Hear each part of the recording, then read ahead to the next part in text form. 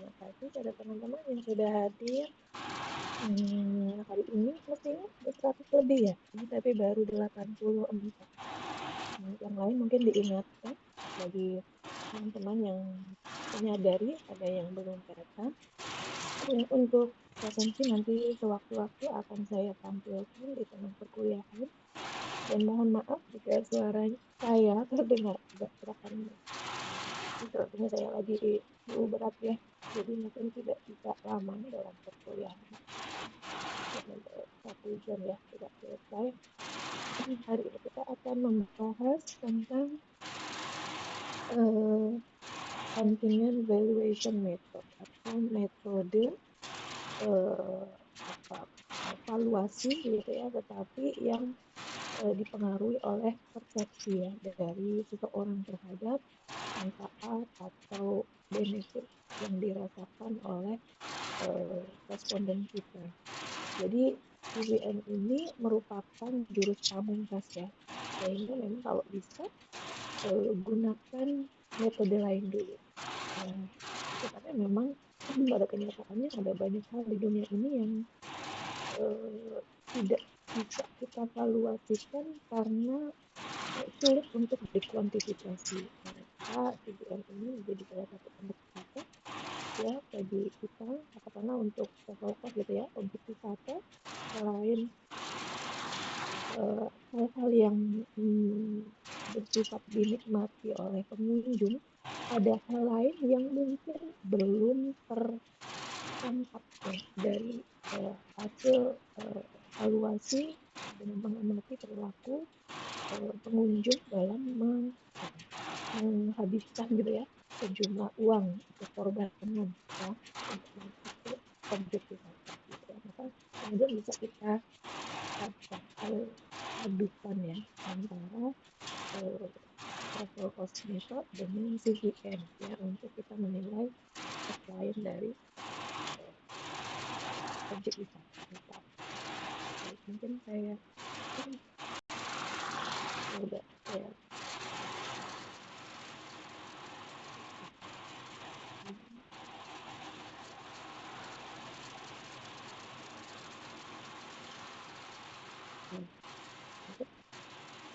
Kita lihat ya.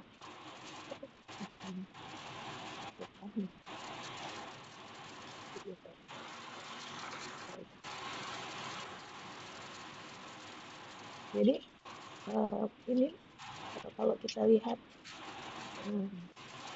pemandangan ini ya, ini mungkin bagi teman-teman yang tinggal di kawasan pedesaan seperti saya anak kampung ya kebetulannya, dan masa kecil saya dihabiskan mainnya di sawah. Nah, kebetulan depan rumah saya ini memang sawah bertentang sawah seperti ini. Jadi mungkin bagi orang lain bahwa pemandangan sawah ini adalah hal sehari-hari yang tidak terlalu istimewa. Dan kalau kita mungkin tanyakan kepada yang bersangkutan gitu ya, berapa harga value dari sawah ini, orang akan berpikir ya harganya ya dari harga jual. Karena harga jual ini ditentukan oleh faktor katakanlah produktivitas gitu ya. Kemudian dari lokasi strategis ya, kebetulan ini sawahnya dekat dengan saluran irigasi. Kalau dulu zaman kecil saya nih buat nyecer ikan gitu ya. Jadi mungkin bagi setiap orang itu akan memiliki pandangan terkait dengan value terhadap kebenaran sawah ini yang berbeda-beda. Nah, kalau saya sendiri, kebetulan saya sejak mungkin lepas dari SMA gitu ya, sudah tinggalnya di dan sampai sekarang. Sehingga memang pemandangan sawah ini menjadi suatu pemandangan yang merindukan, saya tuh kangen gitu ya. Jadi ada memori dan kemudian saya mungkin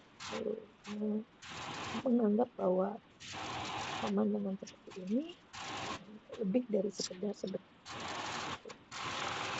memori, ada unsur kenyamanan dan mungkin dengan orang lain gitu ya.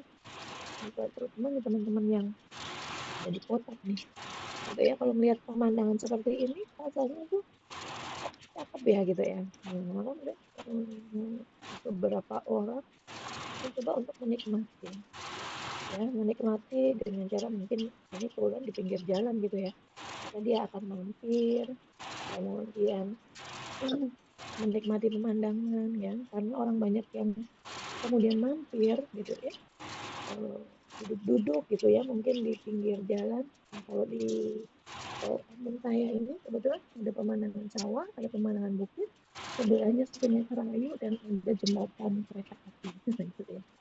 Jadi kemudian lokasi ini kemudian menjadi memiliki daya tarik begitu ya. Ada kita tahu bahwa selain fungsinya sebagai kawasan produksi, sawah ini memberikan tadi keindahan, kemudian hutan-hutan di sini memiliki fungsi ekologis yang jadi kawasan wisata dan lain sebagainya gitu ya. Jadi terbentang sawah dengan pemandangan ekosistemnya gitu, ini merupakan hal yang lebih dari itu.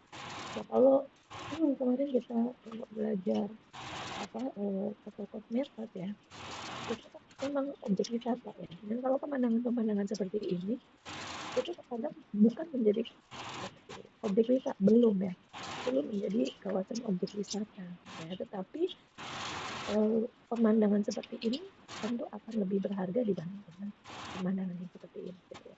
Value-nya lebih tinggi gitu ya. Ini ada hal-hal lain ya, dari ekosistem, dari pemandangan dan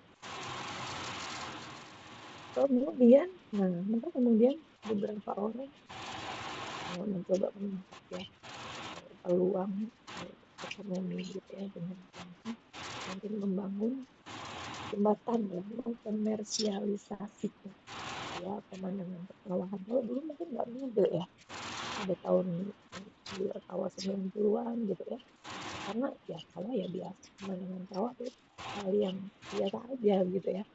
Tapi dengan semakin sedikitnya jumlah sawah, makin banyaknya orang yang tinggal di kawasan perkotaan, pemandangan ini menjadi pemandangan yang valuable. Ya, maka orang kota ingin menikmati sawah gitu ya, karena senang aja gitu. Nah, memvaluasikan senang itu gimana menikmati sawah gitu ya.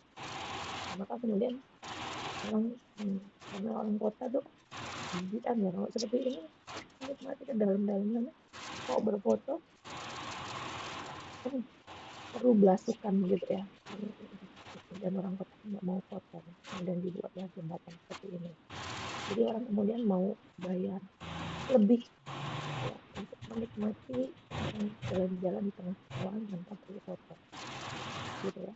Artinya bahwa cara ini maka kemudian ada value added ya, ada nilai yang bertambah gitu. Kemudian nah apalagi sekarang ya zaman medsos, semuanya serba berakhir di foto dan video gitu ya, kemudian kita upload di media sosial kita, bahkan beberapa orang rela yang membayar lebih banyak gitu ya untuk memperoleh foto-foto yang bagus gitu ya, untuk kemudian diunggah di uh, Instagramnya atau media sosialnya gitu ya. Nah, tapi ini uh, jangan salah fokus ya, kita masa pakai payung gitu ya, mungkin hujan gitu ya, pakai payung. Nah, artinya memperoleh gambar seperti ini, orang mau gitu ya. Ini merupakan kawasan yang sangat bisa dinikmati. Nah, tetapi begitu Bapak ini upload gitu ya, Bapak ini upload di media sosial, ternyata bagus ya gitu ya. Nah, maka kemudian orang banyak berbondong-bondong. Nah, kalau udah seperti ini, apa yang mau dinikmati? Buru-buru mau foto untuk diunggah Instagram ya. Udah sih panas, kita foto karena ini overload. Dan sehingga kemudian willingness to pay, kemauan orang membayar, mungkin di sini ada cancel gitu ya, atau tiket, itu akan turun. Males ke sana, kemarin pengalamannya nggak bagus. maka willingness to pay dari seseorang itu bisa naik, bisa turun berdasarkan kualitas dari objek yang akan kita valuasikan. Ya, ini akan berbeda gitu ya. Orang mau bayar mungkin untuk menikmati jembatan yang tinggi gitu ya, nyaman gitu ya, dibanding dengan yang crowded seperti ini. Artinya nanti bagaimana willingness to pay bisa merefleksikan ya kualitas dari sumber daya naik turun gitu ya. Jadi kemauan membayar seseorang itu bisa berubah seiring dengan perubahan kualitas yang. Nah, ini salah satunya ya bahwa sawah itu tidak melulu tentang produksi beras, tidak melulu tentang pemandangan yang indah, yang punya apa memorable gitu ya. Tetapi juga bahwa ada keunikan yang bisa menjadi apa ya, sesuatu yang lebih. Nah, ini kebetulan ada salah satu bentuk sawah yang cukup unik di desa.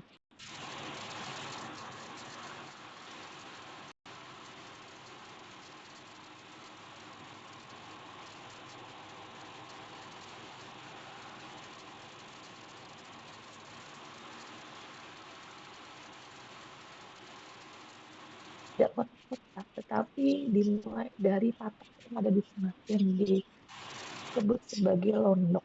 Ya, jadi ini disebut kalau orang lokal disebut sebagai sawah londok, yaitu sawah di desa Cancar yang kemudian dibaginya itu menggunakan pola spider web ini ya, sarang laba-laba. Ya, semakin terpandang atau punya kontribusi besar terhadap masyarakat komunitasnya, maka biasanya jatahnya akan makin besar. Makanya ada yang gede, ada yang kecil gitu ya, nggak seragam. Nah, ini artinya ada faktor budaya di sana yang melekat secara intrinsik pada lahan sawah, ya, sehingga orang kemudian mau datang ke sana. Gitu ya. Artinya bahwa kalau ini sampai hilang, begitu berarti ada value dari budaya yang hilang. Jadi sawah ini tidak hanya sekedar produksi padi tadi ya. Kalau di Nusa Tenggara Timur itu kan kawasan arid ya. Hujan mungkin jarang sekali datang, sehingga kalau dari produksi ini masih sangat jauh dengan Jawa. Ya. Mungkin dalam 1 tahun mungkin 1 kali saja gitu ya. Dan produktivitasnya juga masih kalah jauh. Kalau di Jawa itu mungkin sekitar 6, banyak yang 6,2 gitu ya, 6,5 gitu ya, sudah di atas 6. Kalau di luar Jawa, terutama Manggarai ini, mungkin masih berkisar sekitar 4 gitu ya, 3 sampai 4. Artinya kalau tadi ya, value dari sawah ini, itu kalau dari aspek produksi itu kecil banget gitu ya, tidak terlalu valuable. Dari aspek objek wisata mungkin besar. Dan ada lagi dari aspek tadi budaya gitu ya, ada budaya yang jadi ada faktor eksistensi dan bequest value di sana ya. Nah, bagaimana kita memvaluasikan bequest value, nilai warisan dan nilai keberadaan ini gitu ya. Jadi kalau dari sawah ini kita bisa dari nilai dari objek wisatanya kita dekati dengan nilai travel cost, kemudian nilai penggunaan langsungnya dari hasil produksinya. Nah, tetapi nilai warisan dan nilai keberadaan ini gimana caranya? Itu pakai travel cost, dari menggunakan VCN gitu. Nah, ini di Indonesia.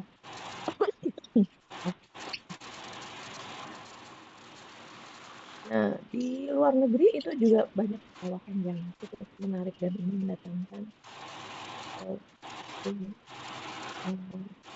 pengunjung ya untuk menikmati ini. Ini bisa pakai travel cost ya sebenarnya, tetapi sawah ini tidak hanya sekedar sebagai objek wisata, sebagai daya tarik wisata, tetapi ini adalah sebuah karya seni. Karya seni gitu ya, ada rasa bangga di sana ya untuk bisa menciptakan jenis padi dengan warna daun yang berbeda-beda gitu ya, yang bisa menjadi gitu ya untuk melukis di sawah. Nah, ini memang kemudian sawah ini ditanam tidak untuk diambil berasnya, padinya, ya, tetapi memang hanya digunakan untuk seni gitu ya. Dan ini ada di prefektur Miyagi gitu ya di Jepang. Jadi ini memang sengaja diciptakan ya oleh pusat penelitian untuk menciptakan padi dengan warna daun yang berbeda-beda. Ada yang hitam, ada yang putih, ada yang kuning gitu ya, sehingga ini bisa menjadi kanvas gitu ya. Ya, jadi ini mural gitu ya, mural sawah. Jadi orang ke sana juga bukan untuk beli berasnya pasti tidak ya, tetapi menikmati seni. Nah, bagaimana seni ini dinilai itu akan sulit kan ya kalau kita hanya menggunakan level cost method saja. Karena seni itu lebih dari sekedar apa yang mau dibayarkan oleh seseorang. Ya. Kemudian ini gambarnya, jadi mohon maaf kalau blur. Jadi ini, jadi ini memang kemudian memang ditanam sampai musim tertentu gitu ya. Setiap berapa bulan kemudian diganti, nggak sampai berbuah gitu ya. Kan kalau berbuah itu pasti keluar bulirnya gitu, warnanya pasti akan merusak banget gitu ya. Jadi belum panen udah diganti gitu, ditanam baru. Nah, ada juga yang alami gitu ya. Selain tadi kami ini adalah pemandangan yang sangat terkenal ya. Sawahan paling terkenal di dunia ya, di Embung Changchai. Mu Changchai. Ya, di Vietnam Utara. Kayaknya kalau kalender gambar sawah, nah ini selalu nongol ini. Ya, jadi terasering yang luar biasa ini juga sama ya, menarik eh, wisatawan. Dan ini secara ekosistem, ekologi, ini memang tidak hanya sekedar tentang sawah ya, tetapi di sana ada nilai eh, alam gitu ya, ekosistem. Ya. Nah, ini juga kita punya ya di Ubud, Bali juga yang menjadi daya tarik utama adalah terasering ya. Ubud itu terkenal dengan villa-villa dan pemandangan teraseringnya. Dan itu artinya bahwa kalau sampai hilang gitu ya sawah di kawasan Ubud, maka yang hilang tidak hanya daya tarik wisatanya, tetapi juga terkait dengan banyak hal gitu ya. Nilai budaya di sana, ada subak di sana. Nah, yang kemudian tidak bisa divaluasikan hanya berdasarkan foto saja. Nah, mungkin ada juga yang kemudian ngide gitu ya, membuat wisata religi, membaca Al-Quran di tengah sawah. Karena tadi ya, sawah ini bisa memberikan rasa aman, nyaman, gitu ya, sejuk. Nah, gimana cara melakukan penilaian rasa aman, nyaman, dan seterusnya gitu ya. Seperti itu. Nah, maka tadi ya dari yang pemandangan yang sama-sama sawah ini, kira-kira kalau diurutkan dari yang mulai paling rendah sampai paling tinggi itu seperti apa gitu ya. Nah, itu akan sangat berbeda ya, walaupun eh, labelnya sama-sama sawah, tetapi value-nya pasti akan sangat berbeda. Nah, yang jadi pertanyaan, gimana kita melakukan penilaian evaluasi terhadap hamparan sawah yang ditampilkan tadi? Nah, makanya salah satunya adalah kita menggunakan level cost method. Level cost method ini bisa dilakukan, ya, tetapi eh, kok ini sih ya, caranya. Jadi ada tahunnya tahun kemarin ya. Maka kemudian selain itu ada apa ya? Ini kemarin udah ya. Bentar. Hmm.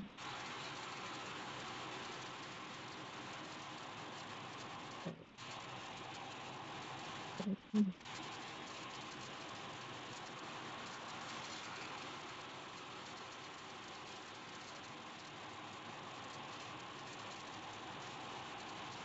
Hmm. Gitu.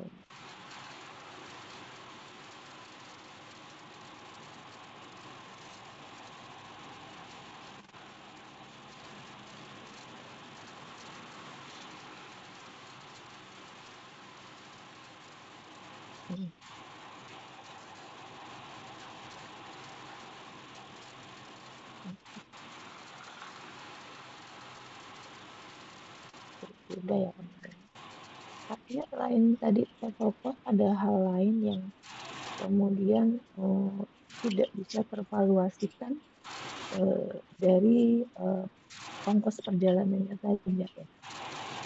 Nah, di konteks pertanian itu juga banyak hal ya, contoh.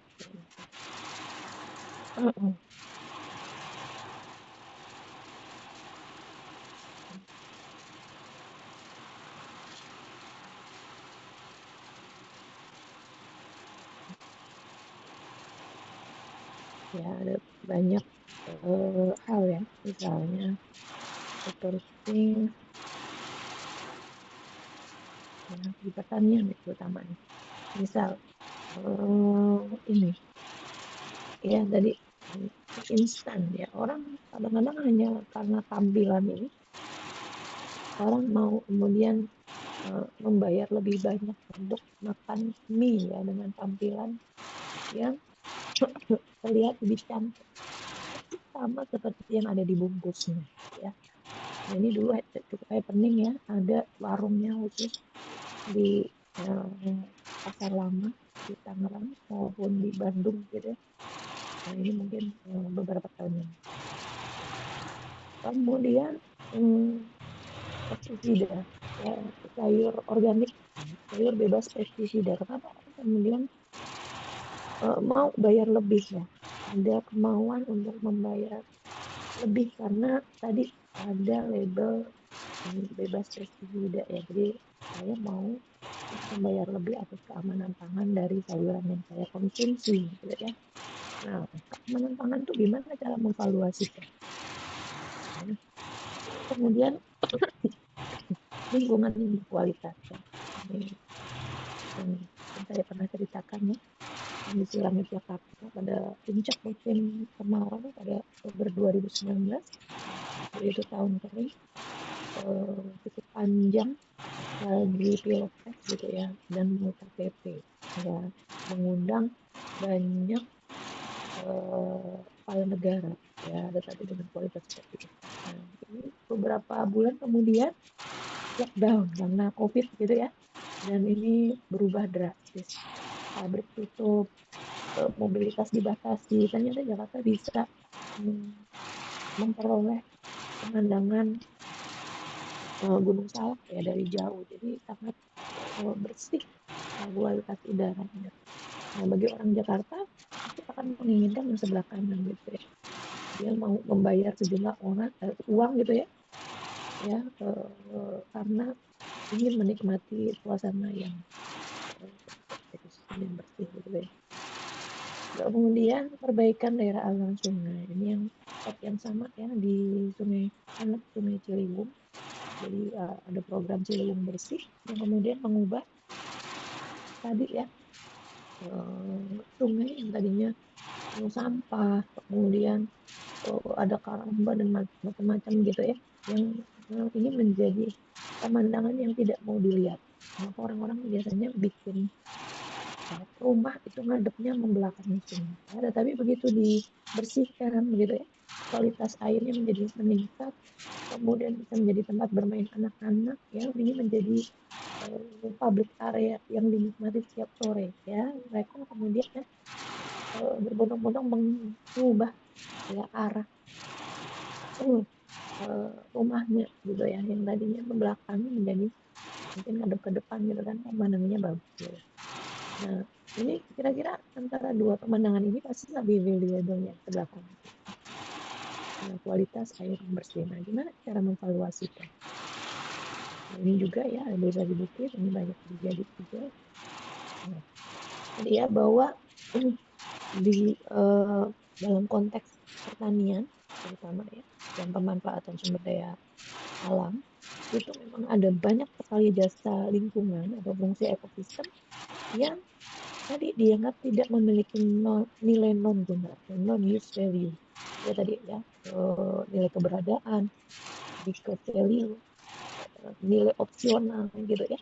Nah, ini merupakan nilai non jasa yang susah untuk divaluasi karena kan memang nggak ada pasarnya gitu ya. Sehingga salah satu metode yang dapat digunakan adalah kita menggunakan contingent valuation method ya, yang merupakan metode yang dianggap dapat digunakan untuk menghitung jasa lingkungan atau fungsi ekosistem yang tidak memiliki nilai jelas. Nah, tadi ya, jadi dasar dari valuasinya adalah nilai yang melekat pada sumber daya atau yang kita sebut sebagai nilai intrinsik ya. Nah, ini seringkali nilai yang terkandung dalam sebuah produk namun tidak dapat diukur secara fisik gitu ya. Nah, ini contohnya mungkin kayak hedonic ya, hedonic price. Ini kamar yang menghadap ke arah pantai ya, ini ada nilai ekstrinsiknya ya, biaya produksinya ya, dari membangun kamar yang menghadap ke laut misalnya ya. Tapi ada nilai intrinsik di sana ya, nilai-nilai yang melekat pada properti ya, misalnya lokasi yang strategis sama dengan pantai yang bagus gitu ya. Nah, ini yang sulit dihitung ya, nilai keberadaan. Nah, maka kita menggunakan VCM. Jadi VCM ini memang dasarnya sama ya, melakukan penilaian pendekatan reaksinya berdasarkan supply demand. Tetapi ada perbedaan yang cukup mencolok ya. Karena untuk nilai pasar ini biasanya kan merupakan keseimbangan ya dari kurva permintaan dan kurva ya, patokan dari produsen. Cuma dalam kasus sumber daya alam, produsennya itu kan alam, di mana alam ini sifatnya inelastis sempurna ya, mau berapapun permintaannya maka dia tidak akan berpengaruh ya, karena alam itu akan memberikan tanpa syarat ya, tanpa embel-embel apapun. Sehingga memang kurvanya kalau di kurva pasar secara umum kan miring ke atas gitu ya, artinya ada pengaruh dari harga terhadap jumlah yang ditawarkan. Tapi kalau ekosistem, fungsi ekosistem ini biasanya tegak lurus, berapapun jumlah permintaannya gitu ya, berapapun harga yang diminta oleh pasar, dia akan memberikan tanpa pamrih gitu ya, makanya dia bentuknya waktu seperti ini. Nah, sama seperti kemarin saya fokus, tugas kita adalah memperkirakan berapa luas dari bidang ya surplus konsumen di bawah kurva permintaan ini ya, yang dibatasi dengan kapasitas ya, kapasitas yang ditawarkan oleh anak gitu ya. Nah, maka kemudian tadi ya, kalau ini kurva surplus produsennya adalah ini, nah ini adalah bidang surplus konsumen yang biasanya unlimited sampai ke sana. Semakin langka gitu ya barang, misalnya air gitu ya, maka orang akan berlomba-lomba membayar berapapun jumlahnya asal dia dapat air. Ini biasanya tidak terima.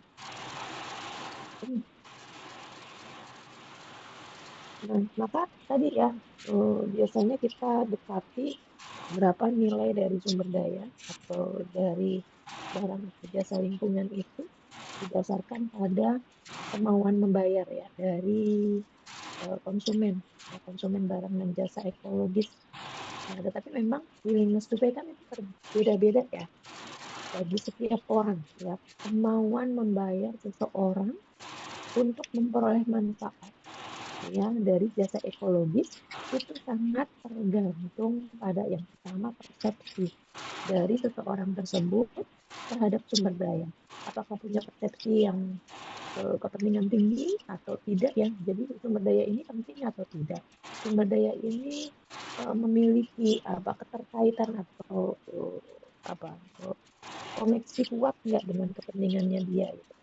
Dan juga hal-hal lain ya, kemarin kita sebut ada pendapatan, ada pendidikan gitu ya, bukan pendidikan, pengetahuan ya si responden kita terhadap fungsi dari ekosistem ya. Semakin paham ya, semakin terdidik ya akan fungsi ekosistem, biasanya akan mau membayar lebih tinggi gitu ya. Dan banyak lagi hal. Nah, tadi ada willingness to pay, ada willingness to accept. Ya, kalau willingness to pay adalah kemauan membayar untuk memperoleh manfaat. Kalau willingness to accept adalah kemauan memperoleh kompensasi ya atas hilangnya kemanfaatan dari jasa-jasa ekologis.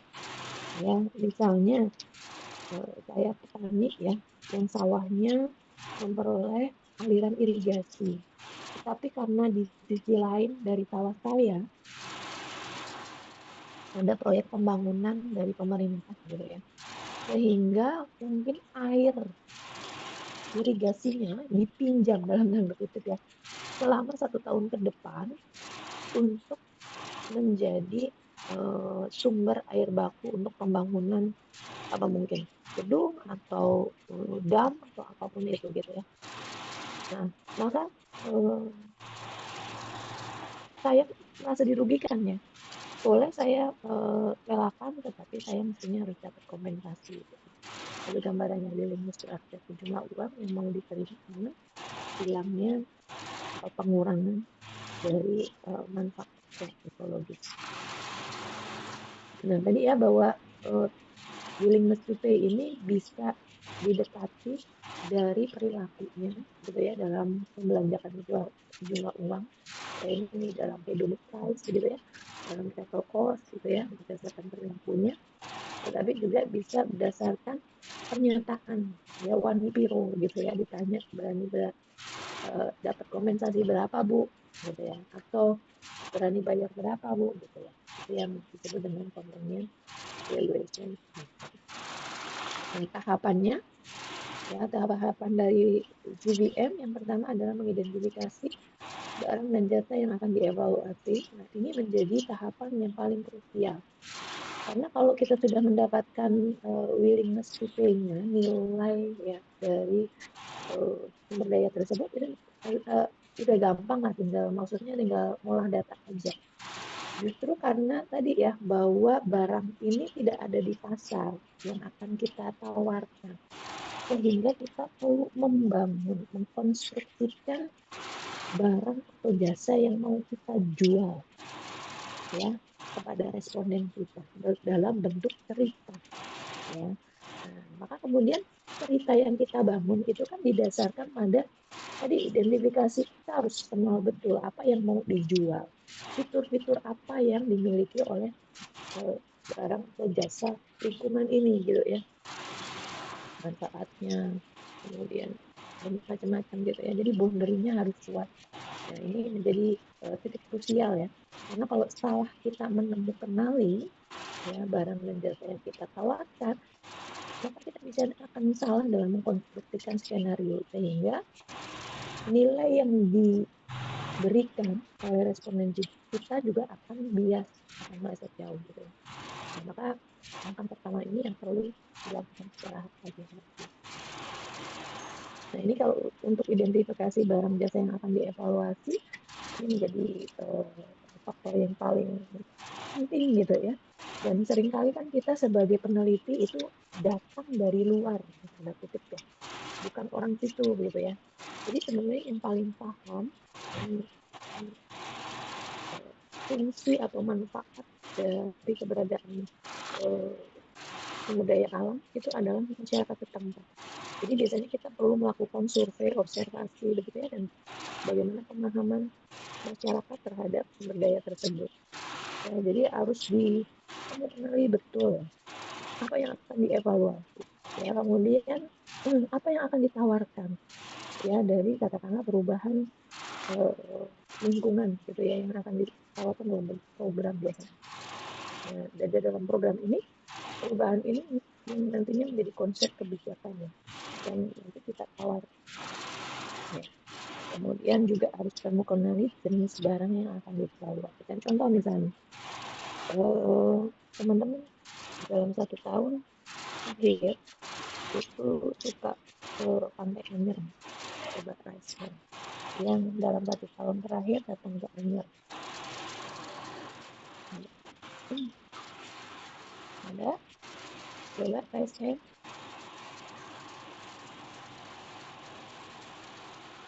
Anissa, ada Mbak Anissa? Anissa, ada Mas Guntur, ada Mas Guntur. Ada, wah ini pada ini semua ya, ada nutup video apa kamera semua nih. Wifa ada, Wifa ada. Saya khawatir saya ditinggal di rumah gitu ya. Ya jadi kalau saya sendiri mungkin terakhir ke Anyer itu 10 tahun yang lalu, karena memang punya pengalaman yang kurang menyenangkan. Ya, di sana itu datang terus apa? Ada tiket masuk parkir gitu ya. Kemudian sudah parkir, kena parkir lagi gitu ya. Begitu kita sampai di pinggir pantainya baru duduk udah dikerubungin sama pedagang gitu ya. Jadi kita tidak tempat untuk kemudian menikmati pantai. Begitu kita pesan makanan ya, begitu bayar harganya luar biasa, yang kali lipat dibanding dengan di luar kawasan. Ya mungkin buat orang-orang yang sudah punya banyak pengalaman ya untuk berpelesiran ini menjadi hal yang nggak banget gitu ya. Nah, maka katakanlah pemerintah provinsi ini akan merevitalisasi kawasan Anyer ya untuk dijadikan sebagai ruang publik ya bagi seluruh masyarakat untuk bisa menikmati pantai Anyer dengan keindahan sunsetnya free dalam bentuk taman publik ya seperti yang ada di Pantai Losari ya di Makassar gitu ya. Nah ini adalah berarti konsep tadi ya, konsep yang perlu kita jelaskan tentang apa yang mau divaluasi. Nah, yang mau divaluasi adalah perubahan tadi, perubahan bentuk pengelolaan yang memberikan manfaat lebih besar, ya, aksesibilitas kepada masyarakat dalam bentuk pembuatan kawasan. Artinya ada yang dibebaskan ya dari penguasaan masyarakat atau swasta gitu ya yang kemudian dikelola oleh pemerintah, digratiskan untuk menjadi sarana ruang publik. Nah, jadi tadi ada perubahan kualitas. Nah, luasnya berapa hektar. Nah, kemudian sarana prasarana apa yang nanti disediakan di sana. Nah, itu berarti jelas ya. Kita harus jelas evaluasi untuk menyediakan ruang publik gitu ya. Jadi harus jelas. Ini contoh kalau di sini mangrove gitu ya. Misalnya mau melakukan rehabilitasi mangrove di pantai utara Aceh, Aceh kena tsunami nih. Nah, maka revitalisasi mangrove ini yang mau dievaluasikan mangrove sebagai apa? Yang mangrove sebagai tempat pemijahan ikan misalnya karapan yang kayak ya, atau mangrove sebagai apa pengganti gitu ya, rasa aman gitu ya dari bencana tsunami gitu ya, mas mau dinilai ya, karena kalau tadi ya apa yang akan divaluasikan akan mempengaruhi skenario yang kita susun. Pertanyaannya pasti akan berbeda gitu ya, dan cara saya menggambarkan kepada responden itu pasti akan berbeda gitu. Jadi tadi ya jawaban dari responden akan tergantung pada bagaimana kita tepat ya dalam menggambarkan barang atau jasa yang mau kita jual gitu ya, dan juga harus tepat instrumennya gitu ya, pasar hipotetiknya harus jelas. Dijelaskan ya, ada 3 elemen esensial yang perlu diperhatikan. Yang pertama adalah deskripsi perubahan kebijakan yang akan dievaluasikan dan dampaknya apa dari konsep revitalisasi atau revitalisasi kawasan Anyer. Nah, maka dampaknya apa yang mau diukur gitu ya. Perubahan tadi, perubahan ruang publik gitu. Kemudian deskripsikan pasar yang akan dikembangkan. Ya tadi misalnya mau gambarnya landscape-nya seperti apa, fasilitas apa yang akan ditawarkan. Itu harus ditawarkan ya, bagaimana kelayakannya, bisa nggak, mengingat sekarang hampir 90% dikuasai oleh masyarakat atau swasta gitu ya. Nanti apa kewajiban dari responden? Oh, responden nanti ini yang membiayai siapa? Oh, yang membiayai itu adalah menggunakan anggaran pemerintah gitu ya. Tetapi nanti pemerintah ini hanya sebagian, sisanya swasta. Nah, maka kemudian eh, dalam pengelolaannya gitu ya, nanti ada retribusi ya yang dikelola oleh pengelola selama katakanlah eh, 10 tahun katakanlah gitu ya. Setelah 10 tahun akan dikembalikan ke pemerintah provinsi gitu ya. Nah, maka kira-kira Bapak dan Ibu, kalau masalahnya untuk 10 tahun pertama, kira-kira berapa eh, retribusi yang pas gitu ya, kan seperti itu ya, dengan tawaran tadi fasilitasnya, luasannya, fitur-fitur yang ditawarkan, dan seterusnya itu harus dijelaskan ya.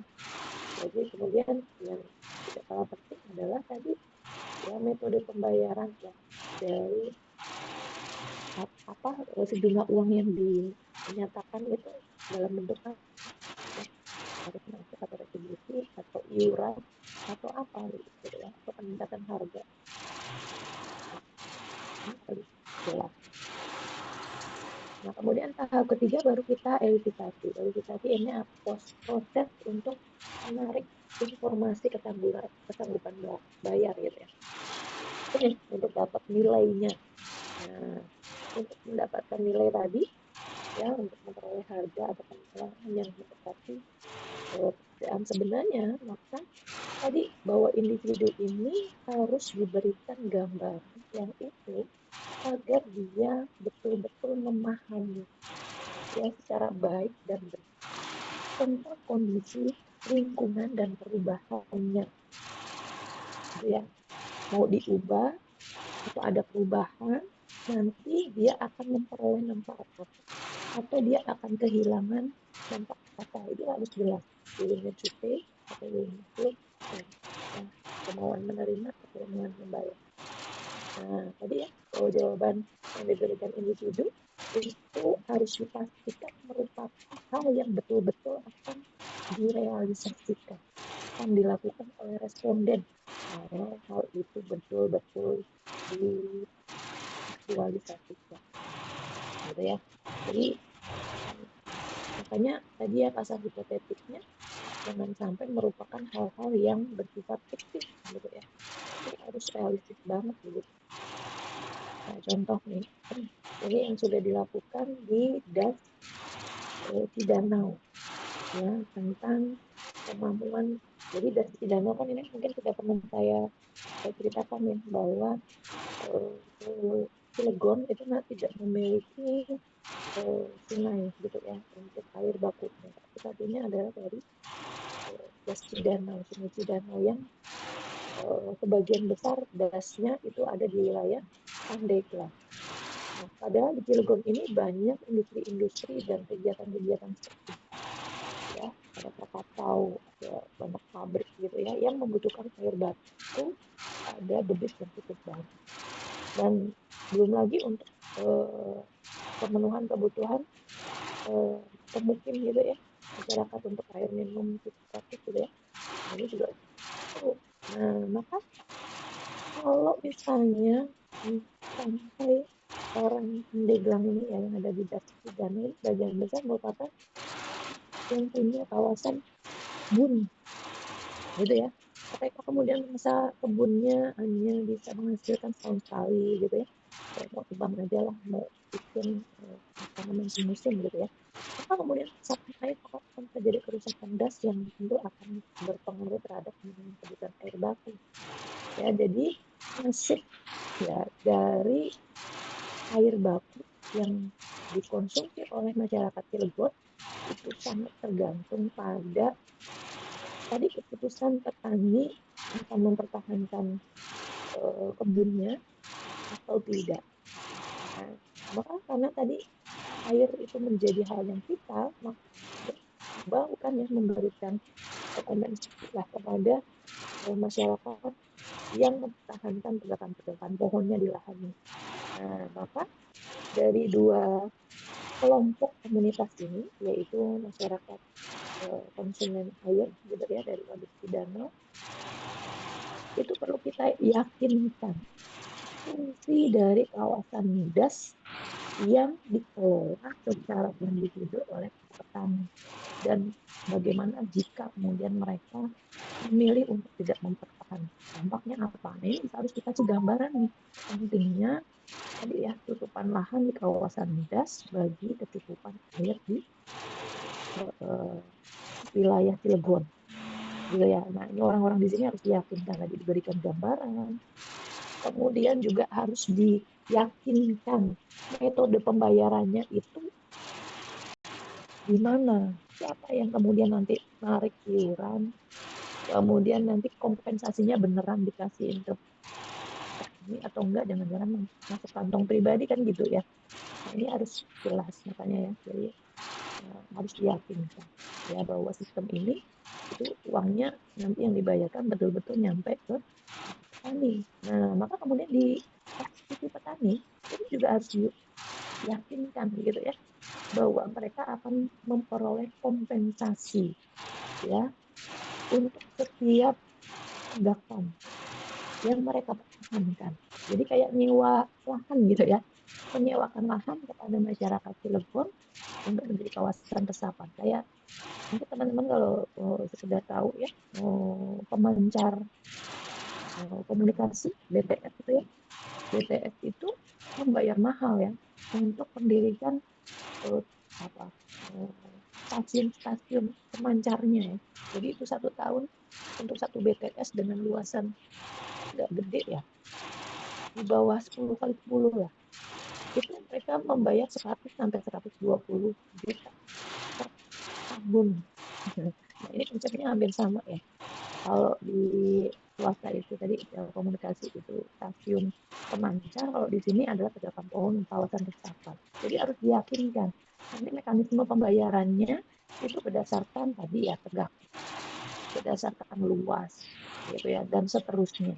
Nanti metode pembayarannya itu seperti apa, dibayarkan oleh siapa gitu ya, sehingga mereka rasa senang daripada saya tebang ya kebun saya ya, saya harus menyesalkan macam itu yang belum tentu bagus hasilnya. Mendingan saya tanamin aja pohon banyak-banyak, karena tanpa dia papain gitu ya, tanpa dibukul, tanpa saya udah dapat bayaran, sehingga ini menjadi insentif ya bagi petani untuk kemudian mempertahankan tegakan-tegakan, justru menjadi insentif untuk memperbanyak jumlah pohon yang ada di kawasan lahannya gitu ya. Nah, ini kemudian dikelolanya oleh Forum Komunikasi Das Cidanau atau FKDC ya, di mana nanti FKDC ini menjadi jembatan ya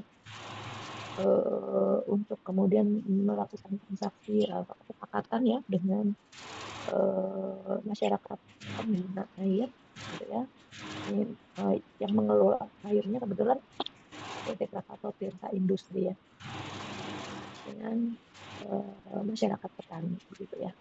Ini di jembatan nih lah, sehingga tadi kan ya harus disinkronkan nih antara kemauan membayar dari masyarakat Cilegon dengan kemauan memperoleh kompensasi. Oke, saya mau mempertahankan pohon-pohonnya asal saya kompensasi sekian pohon misalnya kan kayak gitu ya. Nah, maka di sini juga tadi ya dalam samplingnya harus dipastikan bahwa semua pemanfaat ya itu terwakili karakteristiknya. Nah, kita tahu Cilegon itu tadi ya industrinya ada industri besar, ada industri sedang, industri mikro, ya, kemudian ada dari sektor pemukiman, ya itu aja ada yang rumahnya besar, ada yang perkampungan, dan seterusnya ya. Jadi dalam sampling ini kita harus memastikan ya bahwa semua pemanfaat ini terwakili, sehingga kita punya gambaran tarif yang dikenakan untuk perusahaan besar. Ya, untuk maka pembayarannya tadi ya dalam bentuk eh, tarif, bukan dalam bentuk iuran ya, tetapi tarif air yang mungkin sekian persen itu ditujukan untuk memberikan kompensasi ya kepada para petani yang sudah mempertahankan pohon gitu ya. Nah itu jadi transaksinya melalui itu gitu ya. Nanti di sini melalui FKDC nanti yang membayar yang melakukan survei ya. Mungkin secara berkala ya untuk memastikan bahwa jumlah terdapat pohon untuk setiap kelompok tani maupun individu ini tidak bertambah atau tidak apa syukur ya, berkurang jangan gitu ya. Gitu ya. Jadi tadi ya, jadi dalam metode edukasi ada itu sangat tergantung pada konsep yang akan kita tawarkan ya kepada responden kita. Jadi ada itu yang menjadi krusial ya. Panipiro itu kan terucap, ternyatakan berdasarkan seberapa jauh pasar hipotetik kita cukup meyakinkan ya, akan realistis enggak gitu ya, sesuai nggak, bisa mungkin untuk dilaksanakan nggak, dan juga tergantung pada bagaimana si enumerator, orang yang mematik data ini bisa meyakinkan responden. Karena respondennya sudah bagus begitu ya, akan kayak misalnya kemudian saya melakukan ditugasi gitu ya oleh ketua tim saya, ini penelitian tim katakanlah ya, ini kemudian melakukan survei. Maka kalau saya nggak paham konsepnya, maka kemudian mungkin instrumen yang sudah dirancang dengan baik dan benar tidak bisa tersampaikan dengan baik, ditangkapnya beda begitu ya, sehingga tadi nilai yang harus gitu ya, nilai yang dinyatakan itu menjadi bias gitu ya. Jadi memang ini harus melalui kegiatan brainstorming ya yang cukup penting. Jadi tahapan awalnya inilah yang perlu menjadi perhatian. Nah, ini teknisnya perhitungan CVM yang tadi ya, bahwa pasar hipotetik harus memiliki kredibilitas dan realistis ya. Jadi kayak misalnya tadi yang FKDC gitu ya, itu harus benar-benar bisa direalisasikan, bukan ngawang-ngawang, bukan sekedar pernyataan-pernyataan ke pasar hipotetik yang bersifat normatif gitu ya. Nah, kemudian juga alat pembayarannya itu atau ukuran kesejahteraan ini sebaiknya tidak kontroversial ya. Jadi melalui tadi misalnya peningkatan kredit atau iuran berkala seperti apa gitu ya.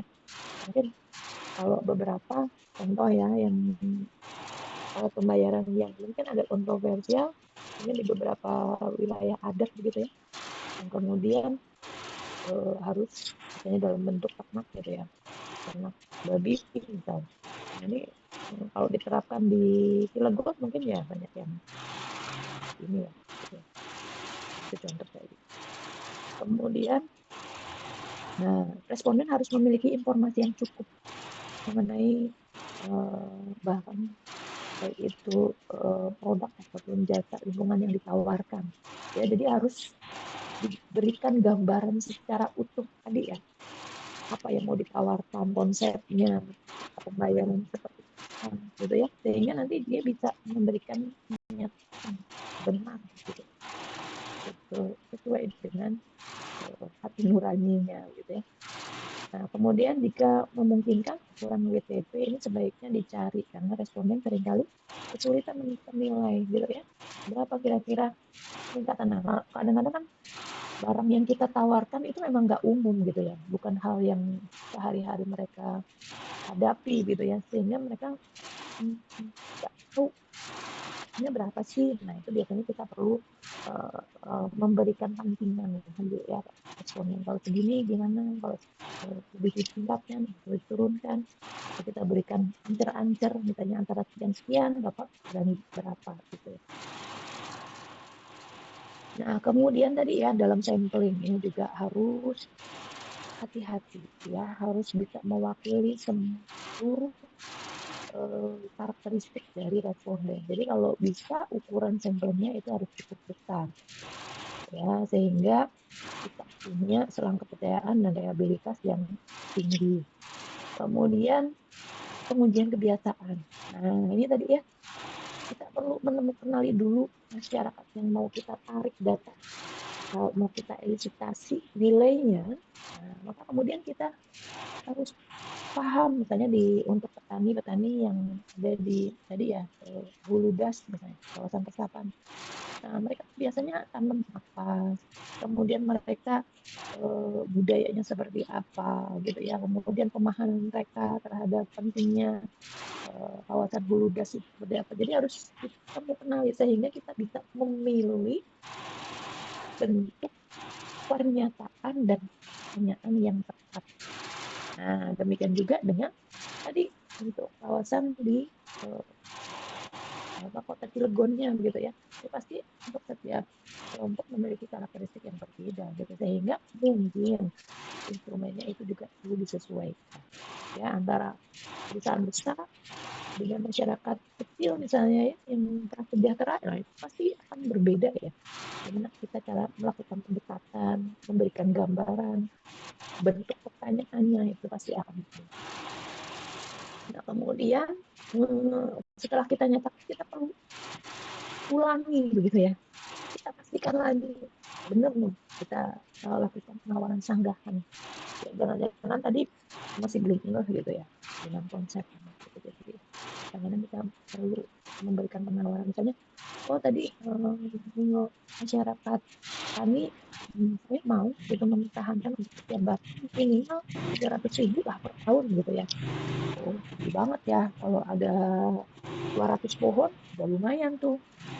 Gitu ya kan. Jadi kita harus tahu tuh rata-rata luas eh, penguasaan hutan di Dutch itu berapa. Jadi, jumlah pohon biasanya dalam satu lahan mereka. Dan kita turunkan ya. Kalau willingness accept terima kompensasi kan maunya ditinggi-tinggiin ya. Kita kan pelan-pelan turun. Kalau yang willingness to pay dari masyarakat pengguna air biasanya sebaliknya ya, mereka turun-turunin biar kompensasinya nggak usah mahal-mahal ya, tapi kita dorong kemudian ditawarkan dengan nilai yang lebih tinggi sehingga nanti bisa klop tuh antara yang diminta dengan yang dibayar. Kemudian diperlukan ketahuan yang pasti apakah sehingga memiliki karakteristik yang sama tadi ya, harus bisa terwakili semua ya, petaninya misalnya ya, apakah semuanya individu yang dalam bentuk kebun, misalnya kebun campuran, ya kebun buah-buahan, atau ada perkebunan di sana misalnya ya, kebun kelapa atau apa, ini biasanya karakteristiknya akan berbeda. Nah, ini untuk teknis langkah perhitungannya ya, untuk yang pasar hipotetik tadi ya. Ini setelah kita melakukan observasi dan penjajakan dan penyesuaian ya dengan karakteristik dari responden kita, maka kemudian kita tinggal elisitasi ya untuk mendapatkan nilai lelangnya, nilai bidsnya gitu ya. Kemudian baru setelah kita peroleh, tinggal di rata-ratakan gitu ya di BTP atau willingness to accept-nya. Kemudian kita perkirakan kurva lelang karena tadi ya tugas kita adalah menduga atau memperkirakan luas dari bidang di bawah kurva permintaan yang dibatasi oleh kurva tadi ya kapasitas yang dari das untuk mensuplai air ya, baru kita mengagregatkan data ya. Kita evaluasi nilai evaluasinya ini enggak gitu ya, masuk akal enggak gitu ya, kayak misalnya dulu anak bimbing saya ada yang penelitian tentang willingness to pay untuk sayur organik gitu ya, ternyata nilainya kecil banget gitu, padahal kalau kita tahu sayur organik itu mungkin dijual satu ikat sekitar 7.000 8.000 gitu ya. Nah, tetapi dia dapat nilai itu cuma 4.000 gitu.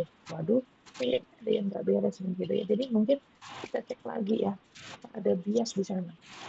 Ya, jadi kita cek lagi apakah ada bias teknis atau bias strategis dalam kita melakukan kegiatan BPM. Nah, Ya, tadi yang perlu diperhatikan yang pertama adalah menentukan dasar hipotetik ya. Jadi harus diberikan gambaran yang lengkap. Kalau perlu pakai gambar-gambar rancangannya, gitu ya. Misalnya tadi pengembangan revitalisasi kawasan eh, wisata air misalnya untuk menjadi ruang publik misalnya. Itu konsepnya seperti apa? Fitur-fitur apa yang mau ditawarkan, apa yang bisa dinikmati di sana. Nanti sistem pembayarannya apakah bebas, apakah dari retribusi, gitu ya, dan seterusnya. Itu digambarkan ya secara utuh sebelum kita kemudian menanyakan kira-kira berani bayar gitu ya melalui retribusi, pajak. Nah, kemudian, nah sebelum kemudian kita blasting atau kita lakukan survei, maka perlu di validitas viabilitas ya, untuk mengecek apakah ada bias atau tidak. Nah, kemudian yang kedua adalah mendapatkan nilai bids-nya, tadi ya, nilai lelangnya, menarik nilainya. Nah, ini bisa dilakukan melalui kuesioner. Nah, cuma untuk kuesioner ini berarti harus dipastikan bahwa barang atau jasa yang kita tawarkan ini sudah difahami secara umum. Ya, tetapi untuk kasus-kasus tertentu, kayak misalnya tadi ya konsep pengembangan kawasan eh, apa Anyer misalnya, itu konsepnya seperti apa mungkin akan berbeda ya kalau kita baca dengan kita didatangi langsung ya oleh enumerator. Jadi maka kita perlu hati-hati ya pemilihan cara kita menarik sampling. Biasanya wawancara ke telepon atau surat gitu ya harus disesuaikan dengan karakteristik dari eh, barang atau jasa yang akan kita kemudian tujuannya tadi ya untuk memperoleh nilai maksimum dari willingness to pay atau nilai minimum dari willingness to accept ya. Kalau tadi kalau accept menerima kompensasi ditinggi-tinggiin gitu ya, jadi kebalik. Kemudian kodenya ada bidding game ya, jadi kayak loan gitu ya, dibuka nilainya 10.000, siapa yang setuju, naik lagi 15.000 gitu ya, begitu. Itu open ended. Nah, ini pertanyaan tadi ya, berapa. Nah, cuma kalau open ended tadi ya, kalau masyarakat belum familiar dengan barang atau jasa yang kita tawarkan, itu bisa ngarang banget gitu ya, nilainya bisa ketinggian atau kerendahan banget. Nah, jadi open ended question juga artinya diberikan gambaran ya, range-nya di berapa. Kemudian atau payment card. Nah, ini biasanya karena misalnya ya tadi ya, kita melakukan survei untuk willingness to accept untuk petani di kawasan Pandeglang, Huludas. Nah, ini biasanya kan kalau kita datangin satu-satu repot ya, maka kita biasanya numpang nih ke pertemuan kelompok, misalnya, kelompok tani. Nah, tapi masyarakat desa nih, petani biasanya cenderungnya mau ikut patronnya gitu ya, ketua kelompoknya atau tokoh gitu ya. Kadang-kadang mereka minta contekan berapa ya berapa ya. Nah, untuk menghindari ya, tapi kalau gitu kan berarti nanti seragam semua gitu ya. Maka kemudian kita bisa pakai payment card. Jadi ditulis pada kartu. Jadi kita betul-betul edarkan kartu ya. Untuk ini bisa dalam kosongan atau dalam bentuk sudah ada nilainya. 5.000, 7.000, 10.000 gitu ya. Nah, maka kemudian teknisnya kita tanyakan nih, misalnya ada forum gitu ya, di kelompok tani, Bapak dan Ibu, kalau misalnya Bapak dan Ibu dapat kompensasi 100.000 untuk setiap batang pohon setahun. Nah, gitu ya. Kalau misalnya udah ada set set nilainya, nah, kira-kira berapa Bapak dan Ibu mau menerima kompensasi untuk setiap batang pohon? Nah, itu udah alternatif untuk. Tapi jangan sampai istilahnya tahu ya Bapak dan Ibu gitu ya. Sudah dipilih, sudah. Nah, sekarang dikumpulkan ke depan. Nah, dan ini akan mengurangi pengaruh dari kanan kiri temennya ya untuk memperoleh nilai. Jadi betul-betul sesuai dengan kapasitas dan pemahaman dari si responden. Atau referendum. Nah, tetapi referendum ini punya kekurangannya, terutama tadi misalnya kalau kita lakukan di masyarakat adat yang sistem patron kliennya kuat, ya, seperti di Baduy misalnya, atau di Papua misalnya, di mana komunitas itu masyarakat awam, masyarakat komunitas itu, masyarakat adat itu nggak punya kuasa untuk menentukan pilihannya. Jadi mereka ikut ya apa kata ketua suku. Nah, referendum ini jadi tidak berlaku, pasti hanya satu suara aja begitu ya, yaitu si ketua suku. Jadi harus dipastikan bahwa dalam referendum semua yang hadir ini memiliki kapasitas yang sama. Jadi referendum di antara ketua suku itu kan kapasitasnya sama ya. Itu baru fair. Gitu. Jadi, nah tadi ya bentuk cara kita mendapatkan nilai lelang itu sangat dipastikan ya itu sesuai dengan karakteristik responden dan juga karakteristik dari barang atau jasa yang akan kita tawarkan. Ya, dan itu tidak hanya itu, bentuk elisitasi ini nanti juga akan menentukan bagaimana cara kita memperoleh atau mengolah data. Ya, misalnya bidding game. Bidding game tadi kan ditawarkan ya. Misalnya teman-teman sekarang kan pakai shuttle ya dari Kabupaten ke Singansari ini. Sekarang masih gratis. Bulan depan mau dibikin tarif nih. Nah, maka kemudian kita tawarkan ke teman-teman di mahasiswa. Kalau 5.000 gimana? Aku mau gitu ya. Kalau 10.000 nggak mau gitu. Ternyata itu kita bisa gunakan yang nilai 5.000, tetapi kemungkinan bahwa itu sebenarnya lebih dari 5.000. Maka kemudian kita bisa pakai dua data, yaitu 5.000 dan paling tinggi di bawah 10.000. Artinya ada dua kolom gitu ya, nilai bids-nya. Nilai bids awal yang disetujui itu 5.000, nilai bids yang tidak disetujui adalah 10.000. Artinya nanti sebenarnya nilai yang mau dibayarkan itu berada di antara 5.000 sampai 10.000. Gitu ya. Itu nanti kita pakai logit misalnya. Ya. Pemodelan. Gitu ya. Jadi beda-beda nih cara pengolahannya berdasarkan data yang kita peroleh ya dari kegiatan elisitasi ini. Nah, kemudian setelah itu baru kita itu pemerataannya, willingness to pay atau willingness to accept-nya ya. Nah, ini dibagi dengan jumlah individu ya, di total bagi biasa rata-rata biasa ya. Nah, tapi kadang memang nilai rata-rata akan memberikan bias ya, di mana nilai rataan itu bisa terlalu tinggi gitu ya, atau terlalu rendah. Nah, ini ada beberapa sebab ya, karena biasanya ada pencilan atau orang-orang yang jawabnya ngawur gitu ya. Atau tadi ya, kita bisa pakai nilai tengahnya ya, antara dua tadi, yang paling rendah sama paling tinggi gitu ya. Atau kita hanya tidak pakai dibagi jumlah orang ya rata-ratanya, tetapi adalah mediannya ya. Ini terus berikutnya adalah memperkirakan kurva lelang ya, ini pakai regresi atau pakai apa ya, ini tergantung pada tadi bentuk data yang kita peroleh gitu ya. Ada regresi linear atau pakai logit atau pakai apa gitu ya, jadi tergantung pada data. Kemudian cara kedua, nah ini kalau kemudian populasinya diketahui. Kalau populasinya diketahui ya ini paling gampang, kita tinggal kalikan dengan jumlah populasi ya. Nah, itu kita sudah dapat nilai willingness to pay-nya secara kumulatif. Kemudian kita mengagregatkan itu dengan cara mengalihkan ya, rataan sampel dengan jumlah individu. Kemudian kita evaluasi ya, nilai CVM ya, overprice atau terlalu underprice.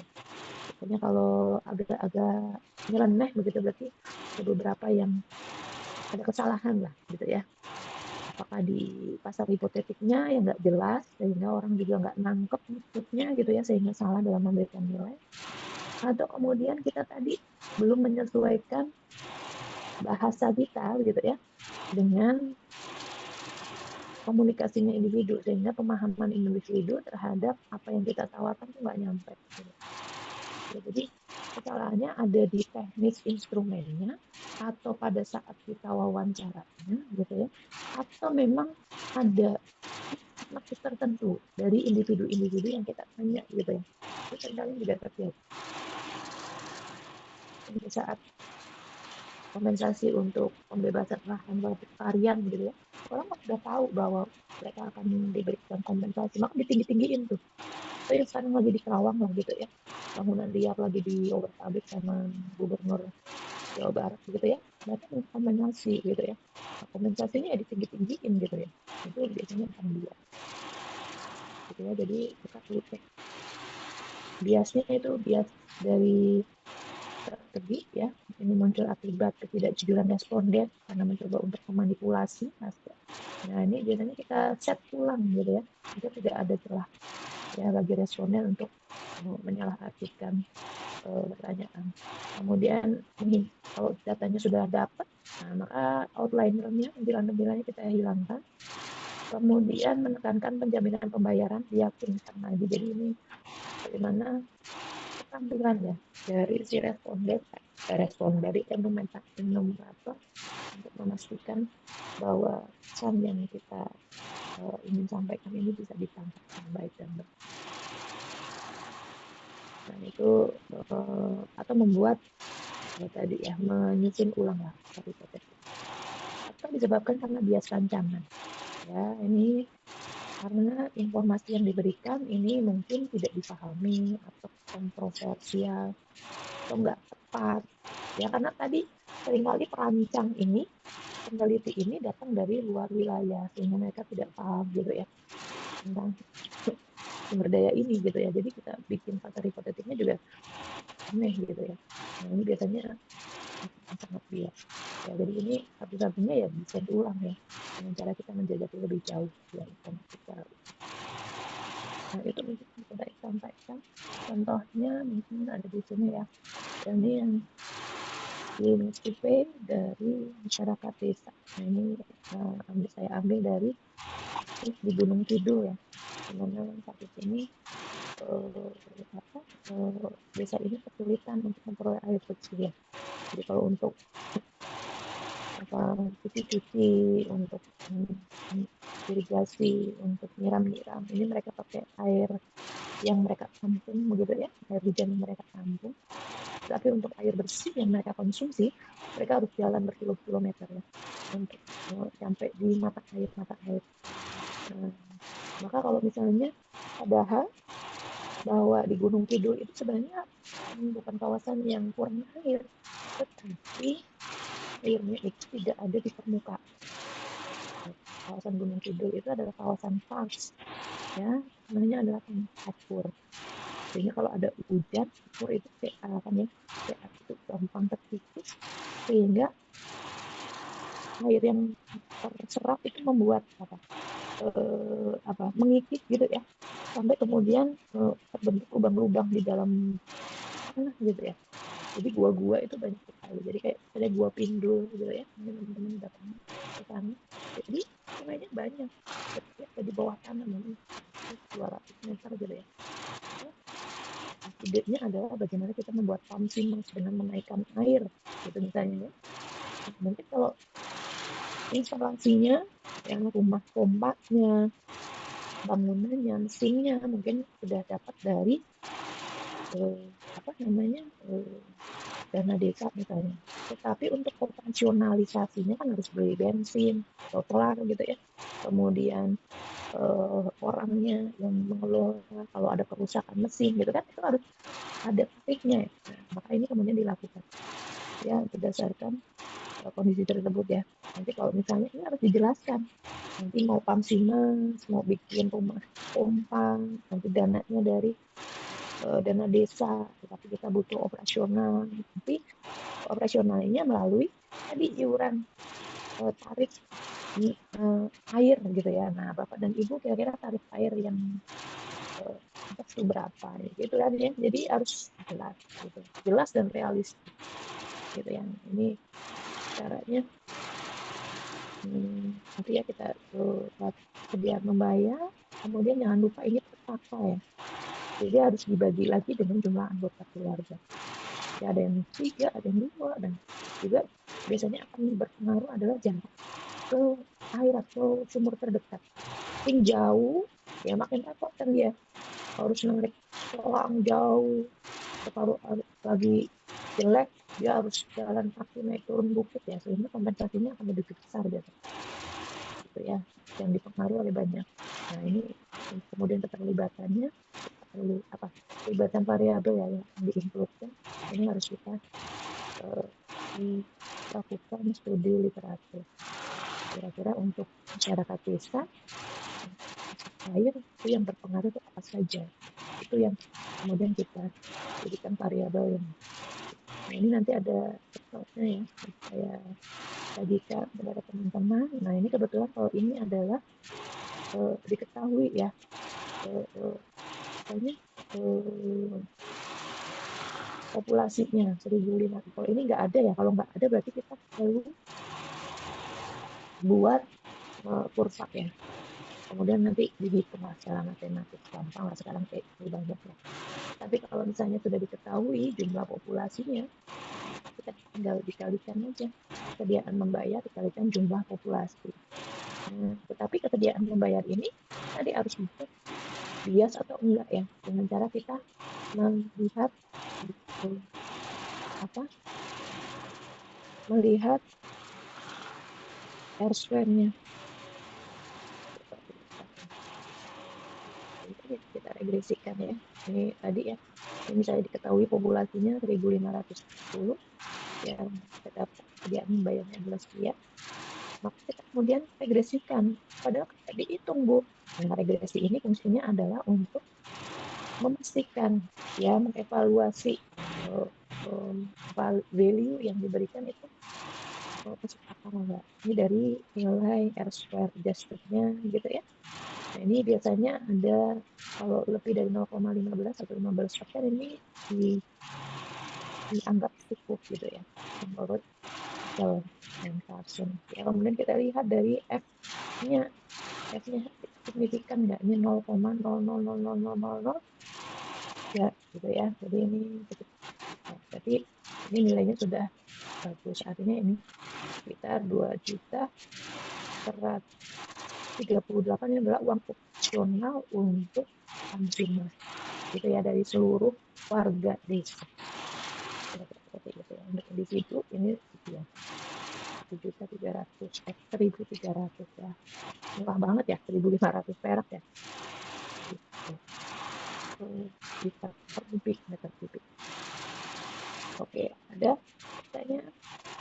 Nanti contoh-contohnya mungkin bisa teman-teman lihat ya di slide yang terakhir. Saya mau share resensi kita ya. Ada pertanyaan? Baik, kalau tidak ada pertanyaan, saya tutup perkuliahan kami di sini. Terima kasih atas perhatian teman-teman. Mohon maaf, suaranya hilang-hilang ya. Dan atau satu hal lain yang mungkin tidak bisa tersampaikan dengan baik. Terima kasih. Assalamualaikum warahmatullahi wabarakatuh. Waalaikumsalam warahmatullahi wabarakatuh. Terima kasih Ibu. Terima kasih Ibu. Warahmatullahi wabarakatuh. Terima kasih banyak Ibu. Lekas pulih Ibu.